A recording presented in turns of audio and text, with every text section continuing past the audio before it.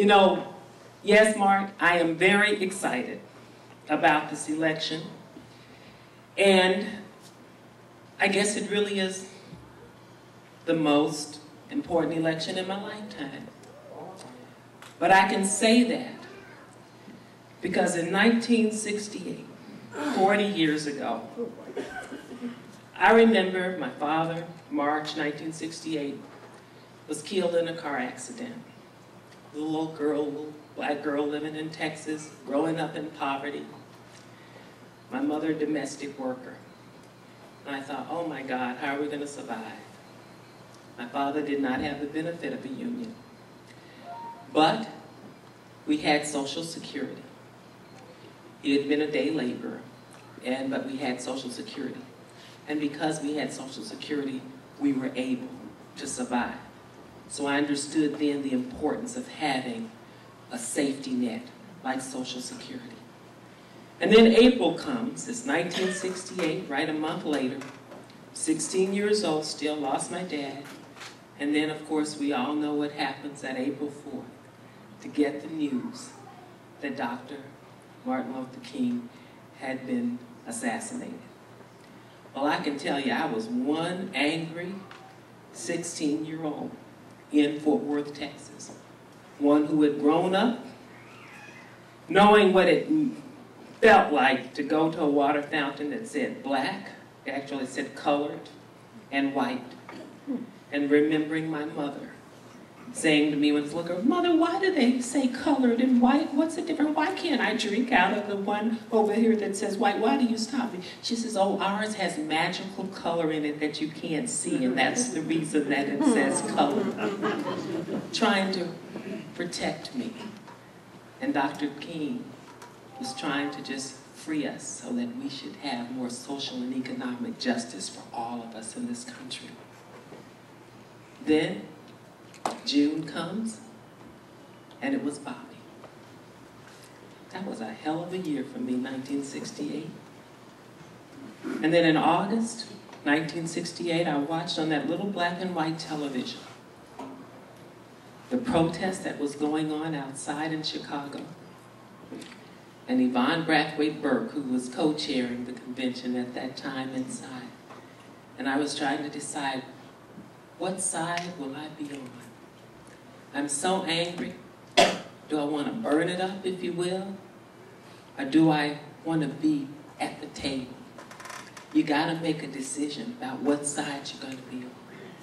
And I decided at that time, for me, it would be better to be inside, at the table, trying to make policy changes. And that what drove me to be interested in being a social worker.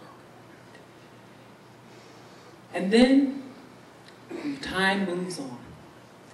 And I got one day, of course, to meet Yvonne Brathwaite Burke in California. But the first time that I ran as a delegate to a convention was 1980, and it was for Ted Kennedy, because I understood then how important it was to have health care, that every man, woman, and child in this country should have the right to have health care. Because as a child who had asthma and who grew up in poverty, I knew what it was like to suffer and only be able to get medical care when we went to the county facility emergency room and have to wait all night before I could be seen. So I was driven to Ted Kennedy because of that. And so when I look at all of those eights, if you will, 1968, 1980, and I start to think about my own life, and it comes to here we are, 2008. Like many of you in this room, I know that we live in the best country in the world, but we live on a promise of America. And we can even be better because we do have this opportunity to prove to the world, that when we say that it is about all people being equal in this country, on November the 4th, we have that opportunity to do it. Oh yes, I am very happy that Barack Obama is going to be the President of the United States. And of course, I am very, very proud as an African American, of course, that he is an African American and we're going to make history.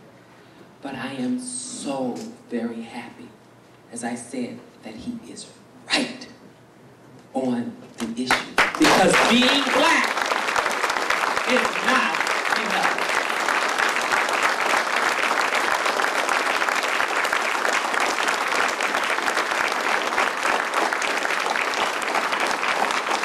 So, on November the 4th, we got a whole lot of work to do before we get there.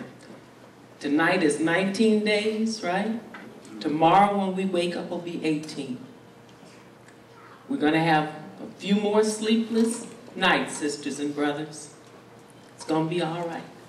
Got a few more doors to knock on. A few more phone calls to make. A few more work sites that we've got to visit.